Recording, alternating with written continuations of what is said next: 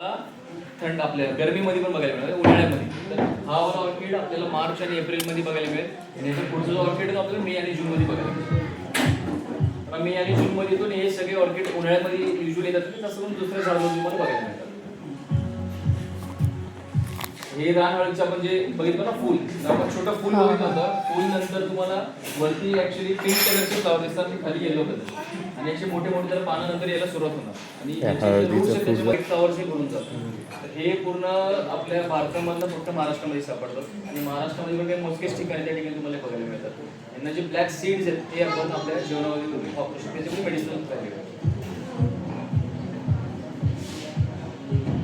जे कारवीचं आपण झाड होते, कारवीचे 7 वर्षानंतर त्याला फुल लागते, तर अशी त्याचे मोठे मोठे फुलं तुम्हाला बघायला मिळतात. आणि इथं मशरूम वेगवेगळे प्रकारचे बरेच येतील. मशरूम मध्ये तुम्हाला काय माहिती आहे का, मशरूम कुठल्या ठिकाणी येतं किंवा मशरूमचा काय फायदा आहे? हा, मॉइश्चर जिथे तिथे मशरूम कॉमनली आपल्याला बघायला मिळतं. त्याचा काय फायदा आहे आपल्याला? बरं, आपण मशरूम खातो, का खातो? कॅल्शियम वगैरे मशरूम मध्ये आपण म्हणतो प्रोटीन, विटामिन्स. तर मशरूम आपल्याला दिसतात पुढे तिथून सुरुवात करूया. सर्वात तुम्ही मशरूम पुढे बघा, एखादी पडलेली फांदी असेल, पडलेलं झाड असेल किंवा शेल वगैरे असेल, त्याच्यात मशरूम खूप कॉमनली येतात. तर मशरूम काय करतात ना, मशरूम ह्याच्या आतलं जे काही ऑर्गॅनिक मॅटर उरलं आहे, म्हणजे जे काही प्रोटीन, विटामिन जे काही उरलेलं आहे ते सगळं ऍब्झॉर्ब करून घेणार आणि त्या फांदीला, या झाडाच्या फांदीला डिग्रेड करून टाकणार. आणि जेव्हा हे मशरूम मरणार, त्यांनी जे काही ऍब्झॉर्ब केलं सगळं मातीला जाणार, सॉइल वेस्ट केलं. हे मशरूम, हे वाले ब्रॅकेट मशरूम हे बरंच कॉमन आहे, तुम्हाला घराच्या आजूबाजूला बघायला. हे जंगलच्या साईडला हे अजून एक येतं, त्याला डेड मॅन फिंगर्स मशरूम म्हणतो. मेलेल्या बरेच आपल्याला बघायला मिळते. तर हे जे टोड आहेत ना, जो हॉप करतो तो टोड असतो, जो लॉंग जम्प करतो तो फ्रॉग असतो. आणि टोडला तुम्हाला बघा, हे टोड पॉइझनच असतात आणि टोडची स्किन ड्राय आणि खूप रफ असते. तर हे सगळे आपल्याला पावसाळ्यामध्ये या परिस्थितीत बघायला मिळतात.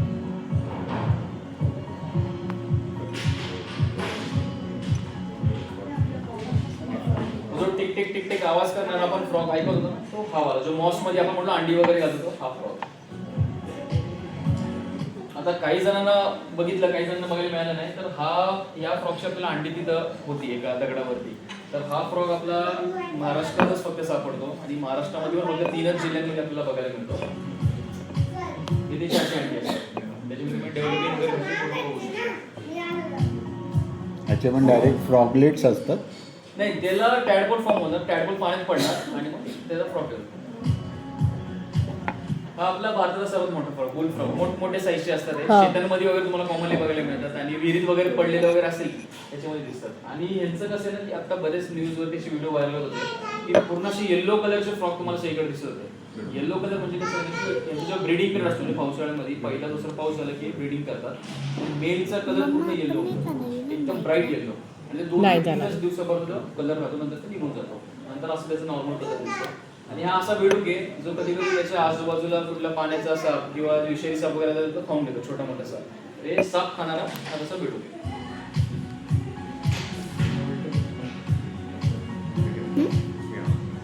हे काही पक्षी तिथे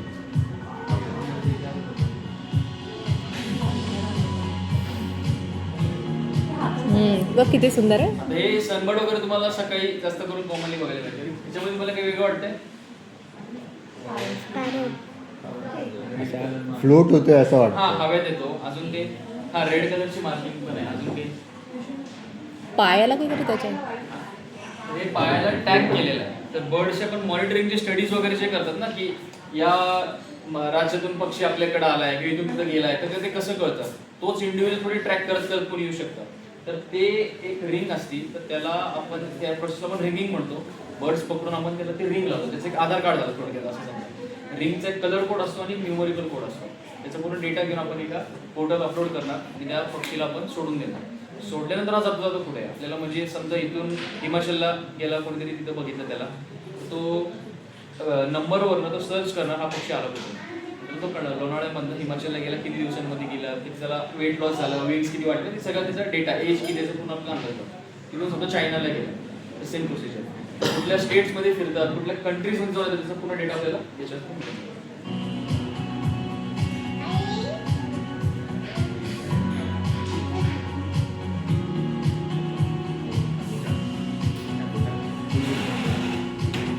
तर या पक्षीचं नाव मराठीमध्ये खाटीक आहे. खाटीकचा अर्थ माहिती आहे? बुचर म्हणजे जो पीस कट करतो. याला कधीच नाव दिले हा पक्षी तसा एवढा छोटाच जास्त काही मोठा नसतो. यांनी एखादी शिकार केली, शिकारमध्ये काही उंदीर, बेडूक, पाल वगैरे सगळी तिला जायचं. पकडल्यावरती तो काटेवाल्या झाडामध्ये जा. जातो आणि त्या काट्याच्या झाडामध्ये त्या पक्षीला किंवा त्या बेडग्याला सुकून रोवणार, त्याला फाडणार, छोटे छोटे पीस करून तो खाणार. त्याला आपण लोकल इथं खाटी म्हणतो. लाल निखार. जा गो. हे काय तुम्हाला पाण्याच्या आजूबाजूला बघायला मिळते. चालू आहे. नाही शूटिंग चालू आहे. एक हात नको लावू. नीलकंठ. तर आपण ज्या पक्षीचं गाणं ऐकत होतो ना ट्रेल करताना, तो हा पक्षी होतो, तो गाणं गात होता. कस्तूर. तर तसे आपण बरेच पक्षी बघतो, त्यांचे वेगवेगळे आवाज ऐकतो. आपल्या घराच्या आजूबाजूला बाल्कनीमध्ये वगैरे पण सकाळचीच वगैरे वेगळे आवाज येतात. त्यांच्या आवाजांमध्ये 3-4 प्रकार आहेत. सर्वात पहिला एक की जेव्हा आपण बोलतो तसं ते पण बोलतात, त्यांचे कम्युनिकेशन कॉल असतो. दुसरा असा की त्यांच्या घराच्या आजूबाजूला, अंड्यांच्या बाजूला एखादा बाहेरचा प्रेडर आलाय, प्राणी आलाय कुठला, त्याला घाबरवण्यासाठी किंवा त्याच्या मित्रांना वॉर्न करण्यासाठी ते एक वॉर्निंग कॉल देतात. मग त्याचं सर्वात सोपं उदाहरण म्हणजे आपली टिटवी तुम्हाला लॅपिंग, की जवळ गेलं की ते ओरडत असते. तिसरं असं असतं की जेव्हा यांचं मिलनचं सेम असतो ब्रीडिंगच्या वेळेस, काही बर्ड्स जे मेल फिमेलला अट्रॅक्ट करण्यासाठी डान्स करतात, मोर वगैरे आपण जे बोलतो, काही गाणं गातात.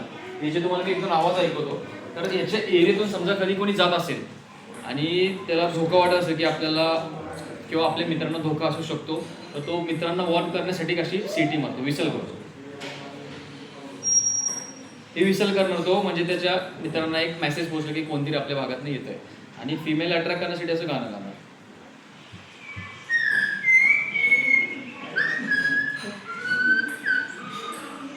तर प्रॉपर असं तो विसलिंग करतो, म्हणून त्याचं नाव पण असं विसलिंग थ्रश पडलेलं आहे. आणि याचा ब्रीडिंग पिरियड म्हणजे पावसाळा.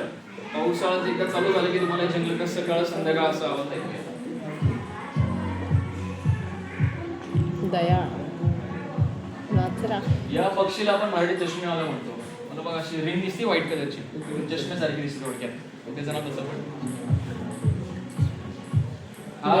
बी इटर छोटे म्हणजे आपली हनीबीज वगैरे पकडून तो खातो. हा काय करतो, एखादी बी पकडली एखाद्या फांदीवरती झाडावर जाऊन बसणार आणि ते बीला जोर जोराने आपटणार. आपटल्याने त्याची बॉडी सॉफ्ट होऊन जाते.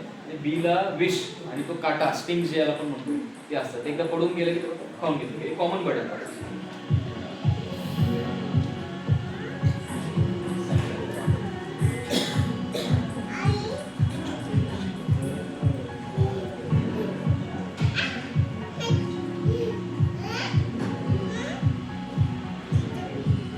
पोपट. आता इथून पुढे शिकारी पक्षींचं पण मोठे मोठे पक्षी आहेत. असं कधी हव्यात तुम्ही एका जागी पक्षी बघितला, एका जागी असं हवेत म्हणतो पंख वगैरे काही चालत नाही. तर असे मोजकेच काही पक्षी असे करून 2-3च बर्ड्स आहेत आपल्या भागात, ते असे करतात. असं हाईटला जातो, असं हव्यात थांबणार. शेतांच्या आजूबाजूला तुम्हाला कॉमनली हे बघायला मिळतं. असं हव्यात थांबल्यावरती मानेने कोंढळा तो एरिया स्कॅन करणार खाली. त्याला एखादा सरडा, उंदीर असं काही दिसलं, हळूहळू खाली येणार आणि डाईव्ह मारून त्याला लगेच अटॅक करणार. हा तसा एक पक्षी आपल्याकडे करतो. ससाला माहित आहे. आपला वर्ल्ड फास्टेस्ट बर्ड आपण ज्याला जे म्हणतो ना,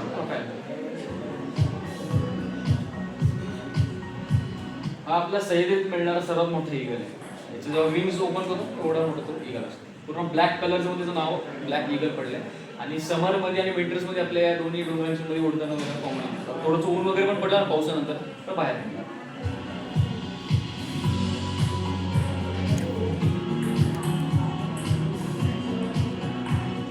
हा एक पक्षी जो रात्री ऍक्टिव्ह असतो, घुबड सारखं, आऊल सारखं.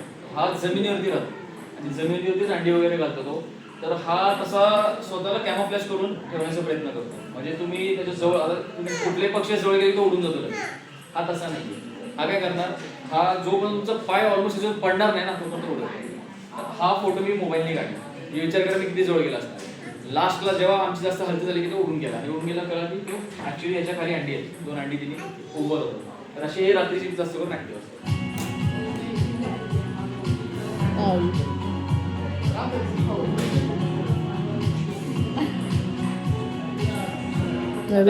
आपल्याला पावसाळ्यात प्रकारची पाली वगैरे बघायला मिळतात. तर ही आपली ऍक्च्युली घरी जी पाल येते ना तिचं एक असाच प्रकार आहे. हे पण तुम्हाला जंगलाच्या आजूबाजूला असं तुम्ही बघायला मिळणार.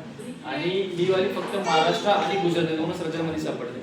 आणि ही जी गेको आहे, गेको किंवा पाल, त्यांना आयलिड नसतात, डोळ्यांचे पापड, मग ते त्यांचे डोळे बंद नाही करू शकत. बऱ्याच वेळा काय होतं, पावसाचं पाणी वगैरे आलं किंवा वाऱ्यामध्ये कचरा उडून आलं, त्यांच्या डोळ्यांमध्ये कचरा पाणी साठून राहतं, चिटकून राहतं. आपण तर हाताने रुमाने आपण क्लीन करू शकतो, पण त्याला तसं काही नाही. म्हणजे ते कसं क्लीन करू शकतो, काय आयडिया बघितलं का ते? हे असं जिभेने करून तर डोळा त्यांचं क्लीन करून घेतं. मग आपली जी जिभेने डोळा घरी साफ ती पण करतो. असंच करते, पण एवढं क्विक असतं ना आपल्याला ते कळून येत नाही. ही आपली सह्याद्रीत पडणारी सर्वात मोठी पाल आहे. ही साधारण अर्धा 1 फुटापर्यंत पडते, एवढे मोठे मोठे असतात. अशी भिंतींवरती किंवा तुम्हाला असं दगडांवरती बघायला मिळेल. बिटबिट केवढी लांब आहे.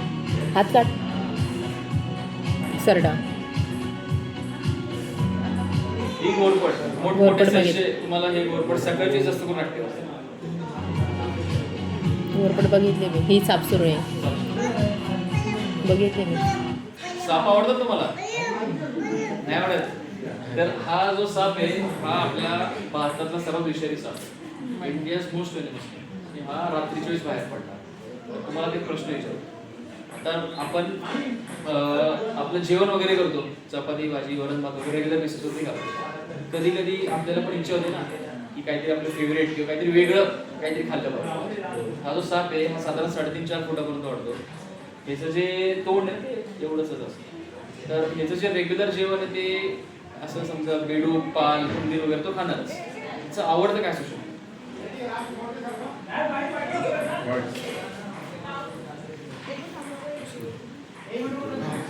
काय असू शकतं? काय वाटतं? बर्डच नाही, तो रात्री ऍक्टिव्ह असतो आणि जमिनीतच असतो. ससा. तसा म्हणतो एवढंच तोंड आहे. अंडी रेअरली डॉक्युमेंट झालेलं आहे अजून तरी. बेडूक आणि पाली खातो. अजून काय खातो? बेडूक, पाल, उंदीर ते रेग्युलर म्हणजे चपाती भाजी सारखं रेग्युलरली खाणार.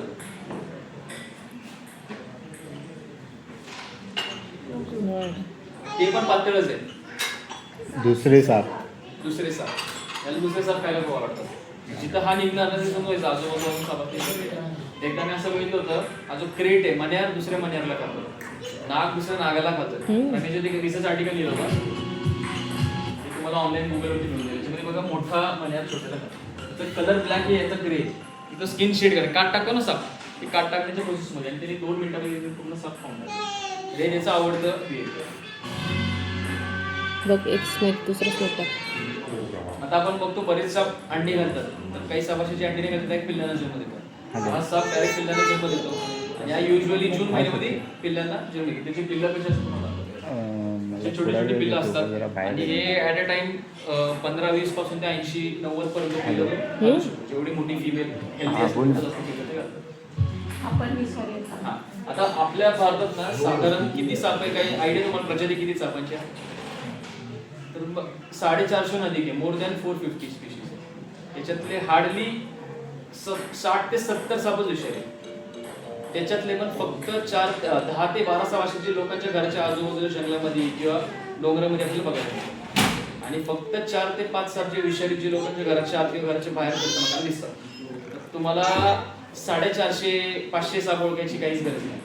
तुम्ही फक्त 4 ते 5 साप जे विषारी ज्यांच्याकडून आपल्याला धोका आहे ते तुम्ही ओळखा. पहिला आपण जो मण्यार बघितला, दुसरा नाग, तिसरा ती घोणस बघितली ना, चौथा फुर्स. हे 4 सापांमुळे सर्वात जास्त धोका होतो भारतामध्ये. स्नेक बाईट डेथ्स ज्यांच्यामुळे होतात मृत्यू, हे 4 साप रिस्पॉन्सिबल. साधारण भारतामध्ये 60,000 लोक मात्र त्यांच्या चावले. तर हे 4 साप जर का तुम्ही ओळखले, बाकी जो काही दिसेल तो शक्यतो समजायचं बिनविषारीच आहे. हे 4च साप लोकांच्या घराच्या आजूबाजूला जास्त करून येतात. त्याच्यातला पण नाग आणि घोणस हे 2 जास्त कॉमन आहे. हा फुर्स आणि मण्यार खूप रेअरली मला बघायला मिळतो. हा आपला भारताचा सर्वात छोटा विषारी साप आहे. एवढंच असतं, दगडात जास्त करून. हा पण एक विषारी साप आहे, पण याच्यात चावल्याने सहजासहज कोणी मरत नाही. त्रास वगैरे तुम्हाला होणार, सूज वगैरे येणार, सगळे होणार, शक्यता कमी मरण्याची. हा पावसाळ्यामध्ये बराच ऍक्टिव्ह असतो आणि हा पण अंडी घालत नाही, पिल्लांना जन्म देतो. तर पावसाळ्यामध्ये हे पिल्लं घालतात आणि हे रात्रीचे जसे तुम्हाला रस्त्यावरती रस्ता क्रॉस करताना किंवा झाडावरती वगैरे असे तुम्हाला बसले दिसते. आता जसं तुम्हाला अजगराबद्दल सांगितलं की अजगर या भागामध्ये खूप जास्त प्रमाणात आहे. तर हा मला फोटो आम्ही विसापूरच्या व्हॅलीमध्ये काढलाय. यांनी एक डिअर खाल्लेलं, भेकर ज्याला म्हणतो ना आपण, त्याचं पोट बघतो तुम्ही एवढं फुगलेलं. आणि हा 15 फूट लांबीचा अजगर आहे. म्हणजे या भिंतीपासून टेबल पर्यंत एवढा लांब तो अजगर होता. आणि हे जे पावसाळ्यामध्ये पाण्याचे डबके जे भरतात रस्त्याच्या आजूबाजूला त्याच्यामध्ये तो बसलेला. पावसाळ्यामध्ये बरेच प्रमाणामध्ये या भागामध्ये अजगर हे सगळे बिलविष आहे. हा पण एक साप आहे. हा आपल्या या बोटा एवढा किंवा या बोटा एवढा पातळ साप. हिरवा साप असतो, झाडांवरती राहतो. झाडावरचे पक्षी, सरडे, साप वगैरे तो खातो. आणि रात्रीच्या सीधा आपल्याला झाडांमध्ये झोपलेला रात्रीचा दिसतो. इथे नाही ना. नाही.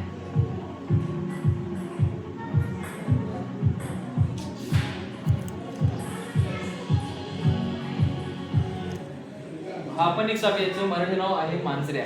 मांजर म्हणजे आपली मांजर घरातली. मांजरीसारखे जी डोळे असतात. आणि हा पण रात्रीचा बाहेर पडतो आणि झाडांमध्ये सहज असतो.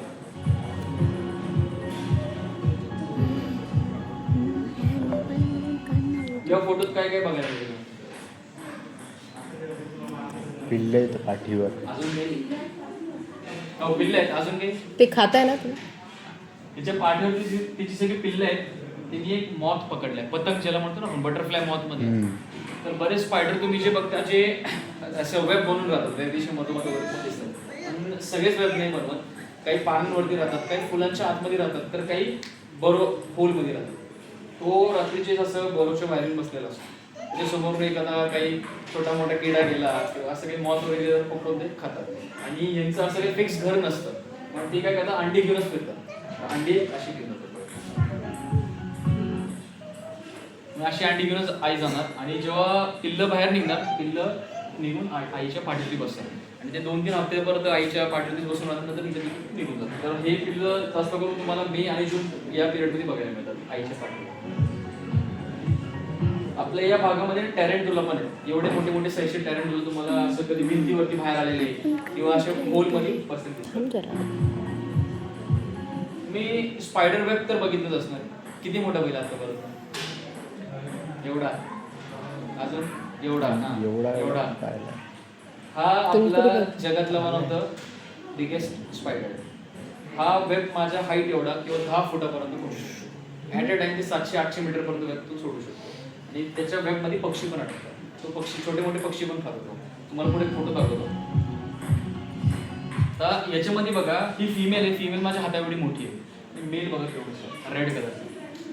एवढा डिफरन्स असतो त्यांच्यामध्ये. आणि जेव्हा यांचं ब्रीडिंग पिरियड असतं ना, तेव्हा मेल काय करतात, फिमेलला अप्रोच करण्याच्या आधी तिच्यासाठी गिफ्ट घेऊन जातात. गिफ्टमध्ये काही छोटासा किडा वगैरे जो काही असतो तो. यांच्यामध्ये असं होतं, ब्रीडिंगच्या वेळेस किंवा ब्रीडिंग नंतर फिमेल मेलला खाऊन टाकतो. तो आधीच प्रयत्न करतो तिला पोट भरून ठेवतो. नंतर जसं चान्स मिळत असतं ते निघून जाईल. किंवा ब्रीडिंग नंतर जर तो मेल जास्त वेळ थांबला त्या जागी, फिमेल त्याला लगेच खाऊन टाकतो. ह्याच्यात दिसतोय फायदा. रात्रीचे बरेच वेळा अशी झाडांच्या फांद्यांवरती किंवा तुम्हाला दगडांवरती एकदम कॅमोफ्लेज झाले दिसते. अशी एवढा मोठा मोठा स्पायडर मध्ये बसले.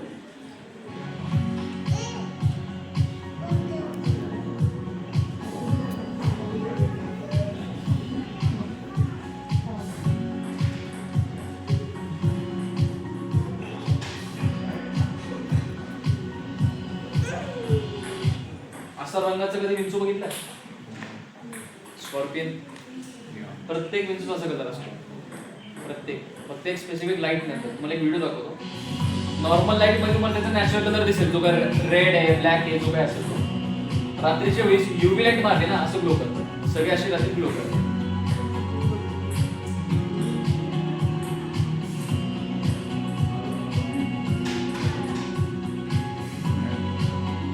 आता याचा सीझन चालू झालेला आहे. पावसामध्ये बाहेर निघतात. हा आपला वर्ल्ड लार्जेस्ट मॉथ आहे. पतंग तुम्ही बघितलं असणार आहे. एवढं हे बघितलं कधी पण? याची साईज आता वर्ल्ड लार्जेस्ट म्हटलं किती मोठं असू शकते? हे एक साईड एवढा मोठा असतं. 1 फुटापर्यंत सरस वाढतात. आणि हे तुम्ही साईडचे तिथे हे बघा, तुम्हाला सापाच्या तोंडासारखं दिसतं. म्हणजे ते पुढच्याला घाबरण्यासाठी. आणि हे कारण की हार्डली 10-15 दिवस. अरे तर मी ना दुसरीकडे बाहेर आलो ना लोणावळा, म्हणून तो फोन लागत नव्हतं.